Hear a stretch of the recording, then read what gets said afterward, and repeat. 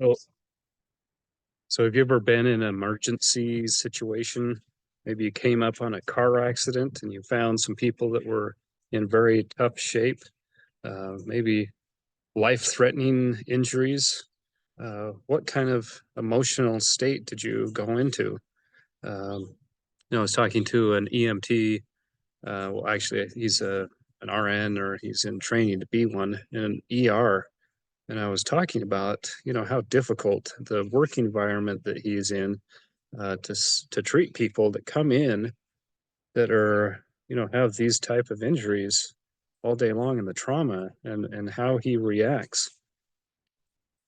And I told him it would be very hard. I mean, in the job that I have, if someone's sitting in front of me and I'm taking a loan application and I say something like, "Oops, I just made a mistake," uh, that's okay. If a doctor or surgeon says something like that, you've got a problem. It's not always a good thing. So yeah, I mean, how does he handle that trauma that's constantly, his 8 hours or 10 hours, 12 hours is filled with. And he said, you have to remain rational, logical, and you can't step into the emotional realm. He uses the adrenaline to focus his mind, not emotion to distract or make things worse. I mean, let's take for an example. What if a doctor came in, and you were in bad shape, and he came and said, "Holy Moses, what happened to your arm? You're missing your arm. What happened to you? I have no idea what to do here. This looks really traumatic. I think I'm going to go home. I'm going to send the nurse in. I'm going to let her take care of this. It's beyond, I just don't know what to do." Would that help things, or that make things worse? A lot of times I think doctors, when they don't know what to do, they said, we're just going to run some tests and get some more information. Which is very wise, I think. If you don't know what to do, you don't know the decision to make in life, get more information to help make a better informed decision. So you have to remain. I think the default switch that we all have is that you go into an emotional mindset when some trauma happens. You have to remain rational. Emotional reactions only make things worse. Have you ever met anybody like that that is like anything that happens to them, they automatically, it's like they don't have a switch, they just automatically go to emotion. There's drama. Everywhere they go, it's just drama. It's very hard to live with something like that. I had an experience as an example years ago, and this is probably when I was 10, or it's a long time ago. And I was living, of course, with my parents in the basement, and my sister at the time, she was probably around 3, and they didn't have carpet. It was just painted cement, a painted floor.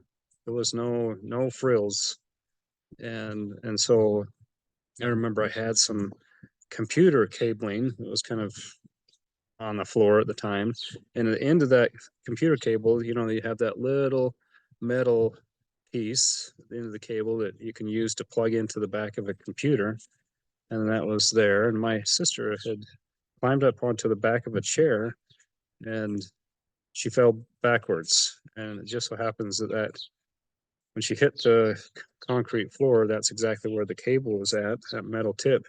And so it almost like it was embedded into her head. And so it was ugly. I mean, you know how head wounds are. They bleed a lot. My mom happened to come in when she was starting to bleed because she could hear my sister screaming, and she freaked out. I was like, ah. I mean, she was really upset, and I don't blame her. I said, "Mom, that's not helping. We need to do something to get this bleeding to stop." So, you know, first thing I said, we need to get something. Let's get a cloth. Let's get something to stop the bleeding. We got the bleeding stopped. Got her to the hospital. Got her to the ER. She got stitches.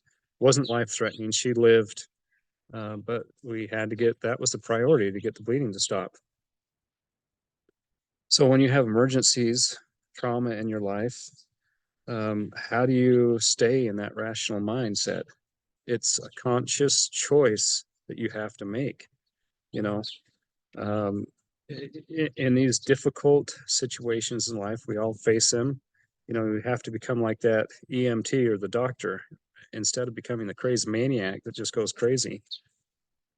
My father-in-law was always trying to impart wisdom to me. And I remember one time we were on family vacation, my family with him and his wife, and we were on a fishing camping trip in their motorhome. And at one point he said, this motorhome's a great motorhome, but the one before this was an old motorhome and it had some problems. There's a steep canyon coming out of the valley of Salt Lake that goes up to Park City.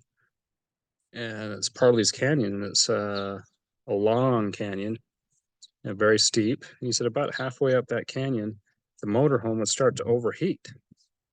And he said, we'd pull over instead of jumping out of the motorhome and freaking out and, doing all this stuff, trying to cool off the engine. He said, what I would do is go inside the motorhome and we'd find some cards. We'd play cards for a half hour. And during that time, the engine would cool off and everything was fine. We'd go on our way and everything was fine. There was no reason to get all upset. And that was the right choice. Not freaking out would be a bad choice. Freaking out would be. So, it's just for an example. What if, you found out you're losing a job? Your son or daughter tells you that they just totaled the car. Hopefully ask them how they are first. Your wife divorces you. You're diagnosed with some aggressive cancer. Your wife and kids start yelling at you for something that's not your fault. If you go to the emotional state, you will only make those things worse. If you stay rational and logical,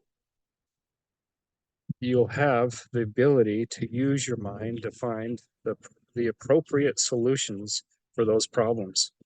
So fight the temptation to become emotional, stay rational, logical, and ask for God's help. He'll be there.